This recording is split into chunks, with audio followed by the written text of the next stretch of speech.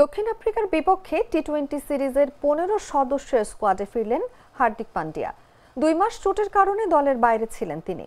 কলকাতা টেস্টে ঘাড়ের চোটে মাঝপথে বাদ পড়ে যাওয়া টেস্ট অধিনায়ক শুভমান গিলও আছেন স্কোয়াডে। তবে তার খেলা নির্ভর করবে বিসিসিআই এর ফিটনেস টিমের অনুমতির উপর। আগামী 9 ডিসেম্বর থেকে শুরু হবে 5 ম্যাচের টি-20 সিরিজ।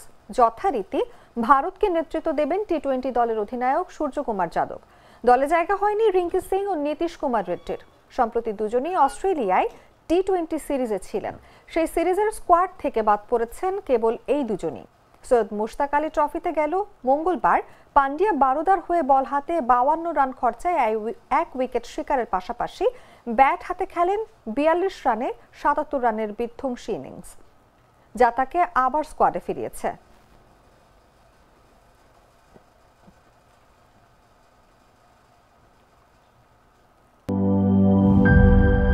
সবুজের দেশে নতুন রঙের বেশে ঘরে বাহিরে সাজানো বলকে রেইনবো রেইনবো রেইনবো পেইন্টস রে সাশ্রয়ী দামে দেয়াল রাঙায় রেইনবো সবার রং সবার ঘরে ঘরে rainbow Paints, the color of joy.